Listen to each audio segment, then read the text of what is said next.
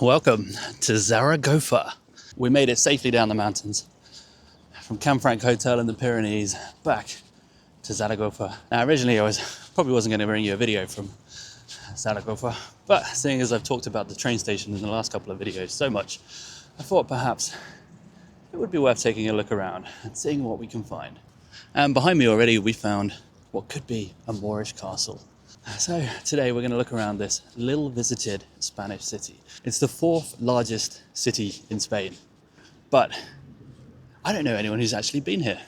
We're going to spend the day exploring Zaragoza, the old capital of the Kingdom of Aragon, to see what we can find.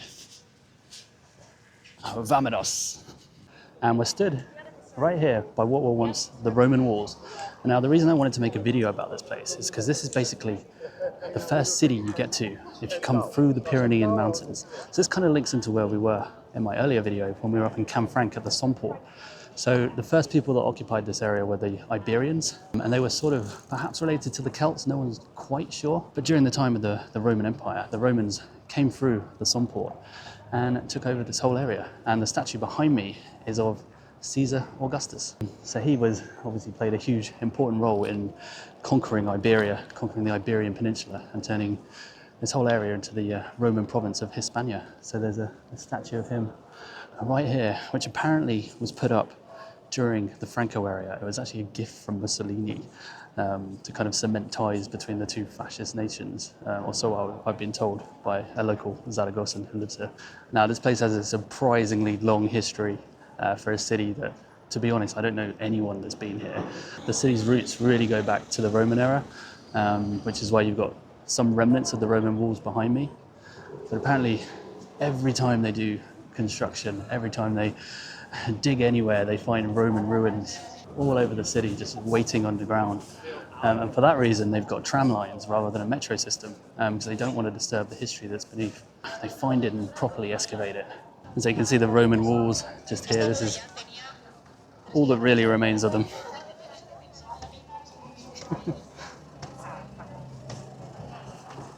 Oh, and it's Claire's Footsteps is also making a video here. And then after the Romans, the Visigoths came through and conquered this area. And then after the Visigoths came the Moors. And at some point the Moors did try to march an army from Zaragoza, which was Moorish territory or Muslim territory. They marched an Islamic army across the Pyrenees, up from Zaragoza, through the Somport into the Frankish kingdoms of what is now France. And they were turned around there by the armies of, I believe, Charlemagne, or a Frankish king anyway. But if it wasn't for that, then it could well have been a situation where much of Europe was actually under the control of the Islamic caliphates. Not just Spain, but France, and then perhaps from France they could have pushed further even into Britain or into Germany, into Italy. So it's it's a very important town, city really. The Moors were here for a few centuries, and this was the furthest north they would get. But it became part of the Kingdom of Aragon, and the Aragonese kingdom was a Christian sort of precursor to the Spanish kingdoms. And they actually built their base up in Huesca, where we were yesterday, where the train now runs from Zaragoza, about 100 kilometers north of here. And from there, the Aragonese kingdom launched helped to take part in the Reconquista. And so the Christian kingdom of Aragon eventually reconquered Zaragoza and took it back from the Moors. Now, after the Reconquista, after Zaragoza became Christianized again, a lot of the Muslims were either forced to convert or they had to pay heavy taxes if they wanted to continue practicing Islam, and the same happened with the Jewish inhabitants as well. But obviously you then had a lot of church building, and I'm not sure if it's the case here, but a lot of Spanish cities you'll go to, a lot of the old churches are actually were previously mosques, and you can often tell from the towers because they have very Islamic style architecture. But I think this church behind me, where there's actually a wedding going on at the moment, this looks like it was possibly purpose built as a church rather than being converted. But you'll see there's a little tower up there. It's a leaning tower. It's the leaning tower of Zaragoza, because we're next to a river basically. There's a lot of subsidence, and the tower is just kind of leaning away, just like in Italy. And these are more of the, not just the Roman walls, but Zaragoza was a very fortified city, and so it was the stronghold of the Kingdom of Aragon throughout the Middle Ages. But then one of the biggest sort of turning points in Zaragozan history occurred during the Peninsular Wars. So this big fortified city was effectively besieged by the Napoleonic French armies for several months. The French marched down again through the Somport, north of here, and obviously attacked the first city in northern Spain that they came across, which was Zaragoza. And the Zaragozans are still very proud of this history. They held out for months during the siege, and you can actually see a lot of the damage from the cannonballs is still sort of in these walls behind me. Sort of pocked marks with bullet holes and this damage that's never actually been repaired. And so a lot of the sort of old town, a lot of the fortifications, a lot of the walls were actually destroyed during that Napoleonic siege, rather than during the later Spanish Civil War in the 30s, because the city wasn't necessarily affected as much as other places in Spain. So if you see a lot of bullet holes in some of the walls or damage to the old structures, that probably happened during the Napoleonic invasions. And yeah, apparently there's still quite a bit of animosity between Zaragozans and their French neighbours. I think it's probably a friendly rivalry now. But 200 years later, even that siege during the Peninsular War is still very much remembered. All right, so this is the Mercado behind me. So we're just going to head in and find a little bite to eat, I think, so we can continue. So this is the central Mercado in Zaragoza, and it's Saturday afternoon and it's proper busy. You can get everything you want. You've got your meats, you've got your cheeses, your pescado, your fish. And it's right in the center of the city, but it feels pretty local. It doesn't really feel like a tourist city. It's like the fourth or fifth largest city in Spain, but I don't think that many tourists come here. But hopefully that should change, because it's got quite a nice feel to it. It's not overrun, it's not packed, there's not people like you have in Barcelona or the Canary Islands telling you to go home if you're British. Yeah, we actually just went on one of the free walking tours of Zaragoza. There's only about 10 people on the tour, which was good. I've been to ones in Barcelona where there's 20 or 30, so it was pretty quiet. But she didn't want any of it filmed. She thinks that people are going to steal her tours or something. I don't know. But anyway, she told us that all the locals still come to this Mercado, and the prices are still kind of the local prices rather than the tourist prices you pay in the busier cities like Barcelona or Madrid, I guess. So yeah, you can get all your Spanish kind of cheeses, quesos, and these little asparagus tips here, which are a local delicacy. Típica de Aragón. And this is migas aragonese, which is like a local dish. What is it? It's made from breadcrumbs, isn't it? So they take the old breadcrumbs from the day before, fry them up, and you get these little tapa plates. Yeah, so these are migas. €2, but these have got meat in, haven't they? So you got all your croquetas, you got your boletos, which are mushrooms, you got your bacalao, which is cod, and your queso cabrales. That might be cheese, you know. Yeah, that. And jamon as well, empanadas de atún, and your classic Spanish tortilla. So yeah, we're pretty hungry, so let's get some tapa. Yeah. So we got some classic croquetas. We've got bacalao, cod. We've got mushrooms and boletas, and we got queso. Anyway, let's dig into There's your fish. bacalao croquettes. So this is either mushroom or queso. I'm not too sure. Oh, good. All right, we're fueled up on croquetas. Oh wow, just around the corner there's this glorious church or basilica perhaps. So yeah, you can kind of see on the facade of this magnificent basilica or church is the coat of arms of the Kingdom of Aragon, who would have built this church, sponsored it, and then wanted the name sort of plastered all over it. And so the Kingdom of Aragon really is kind of vital to the formation of what became modern Spain. This city, Zaragoza, this was the capital of the Kingdom of Aragon after the Reconquista. So once it was retaken by Christian forces who came south from the sort of northern borderlands of the Pyrenees, took over this city and then turned this into their base from which they then launched more attacks south to eventually reconquer the sort of more famous Moorish kingdoms like Andalusia, which obviously took hundreds of years to happen. But if Zaragoza hadn't been taken, then perhaps that would have taken a lot longer for the Reconquista to happen, or it may never have happened at all. We could still have a Moorish Spain. So right just around the corner from the church we're just at, there's this long kind of alleyway almost. It's just lined with bars on either side.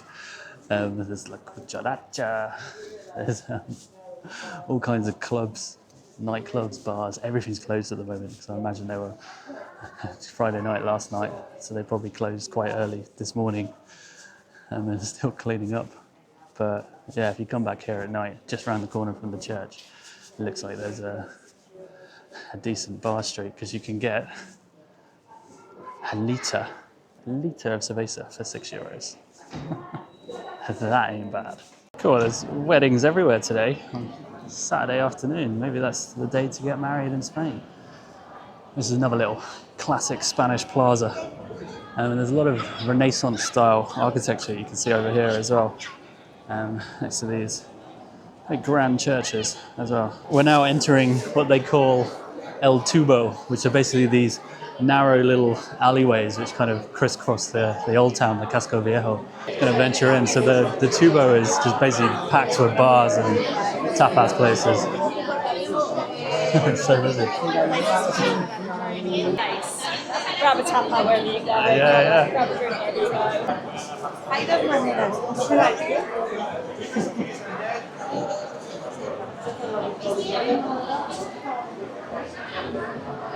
Wow, so El Tubo is proper busy. So we were told earlier by our Zaragozan guide that basically you come to El Tubo, you basically keep moving and keep hopping from one bar to the next to trying another tapa, having another beer, having a vino, until you're either too drunk or too filled to carry on. Proper busy. We came by here earlier and it was like empty, wasn't it? Yeah. It was like no one here. But that was maybe an hour ago, but now it's like lunchtime, I guess, and on a Saturday. Lunchtime on a Saturday? And it's proper round. So the Zaragozan spirit, we're going to stop in El Tubo at this place, Almal Bodegas, which says it was founded in 1870. So we're going to get some tapa and try the local cerveza as well, which also has a cool story, which I'll tell you once I get a beer. Gracias.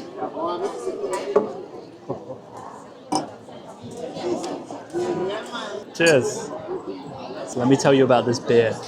So this is Ámbar, which is the local cerveza.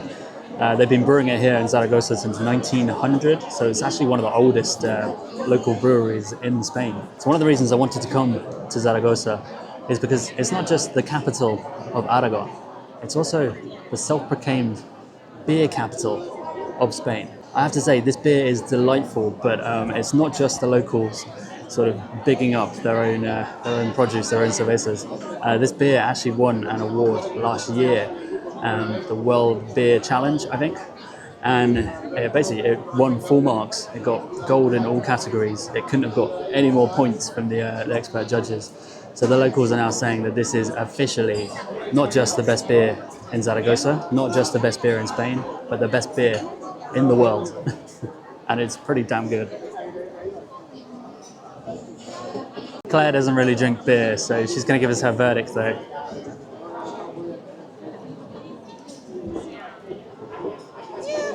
Yeah. I wouldn't order a cup of pint of beer. A cup of beer. But I can see why if you like beer, it's nice. There you go. The non-beer drinker says it's all right, so it must be the best beer, at least in Spain. It's better than a San Miguel. I'll give him that. Alright, this is one of the most curious little anchovy dishes I've ever seen. I'm not sure if that's chocolate on top. We'll see. And we got some cured cheese montaditos as well. This is one of the weirdest things I've ever ordered. It's like got like a chocolate mole sauce on it, and reina, like a crema sauce, and then some like little nuts on top, and then an anchovy slap bang in the middle. Very curious combination of fish and cream and chocolate. There we go, that's a 150-year-old tapas and beer place. So busy in these little narrow alleyways. There's loads of like stag and hen do's and sports groups all out and wearing the same stuff and fancy dress.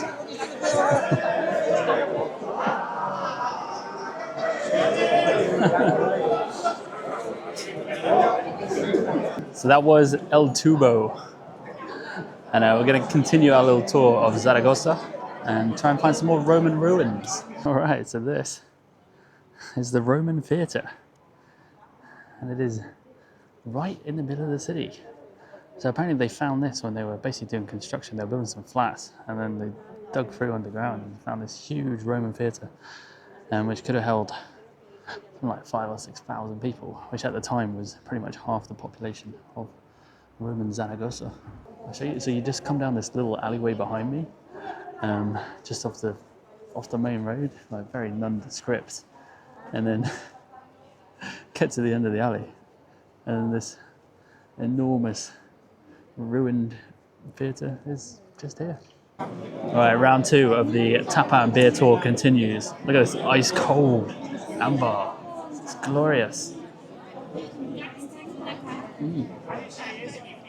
So we're just at this little place called Taberna El Lince? I'm not sure, but we're just going to order some stuffed potatoes. It looks like a jacket potato, but just with an overload of cheese. We walked past and saw loads of people eating them, so maybe that's like their specialty dish that we're going to try out. This is the famous patatas rellenas, the stuffed potato. It's basically like a potato skin stuffed with, what, goat's cheese, isn't it?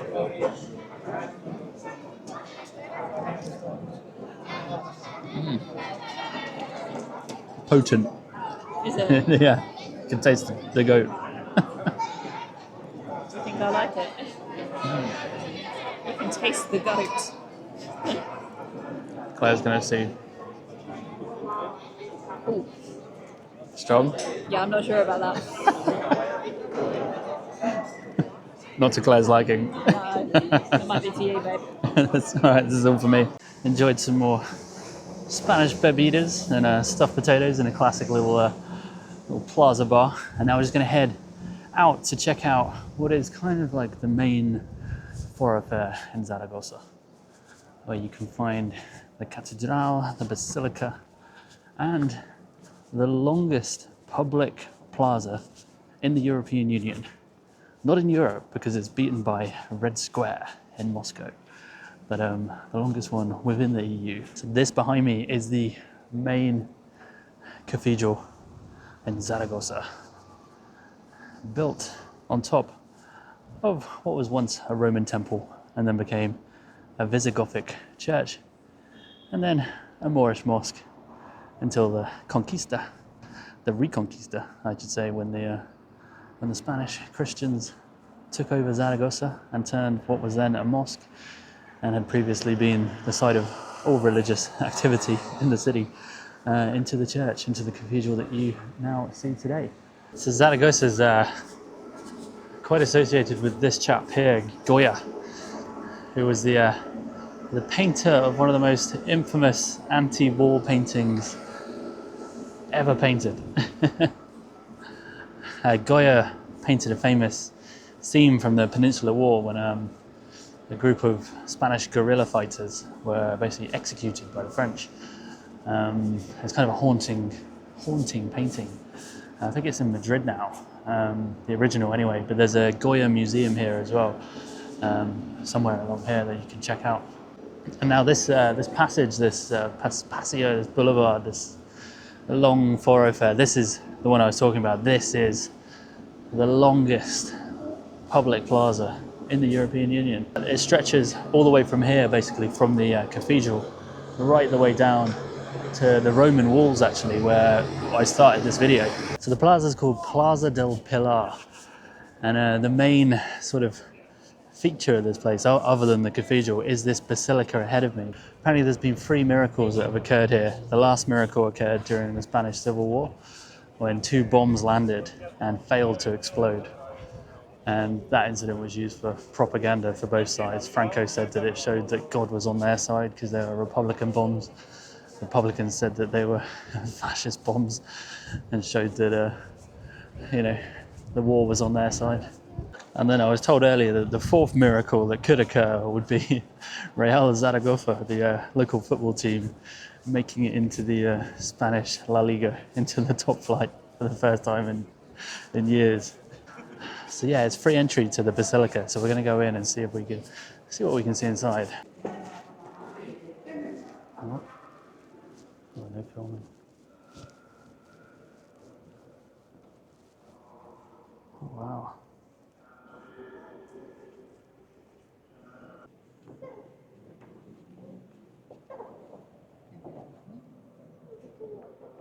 So we're just inside the Basilica, and you can see up here, you've got two of the bombs, unexploded bombs, probably replicas of the ones that didn't explode. And that were the third miracle of the Basilica. I'll just show you around the rest of the Basilica. Gotta be quiet, people are praying.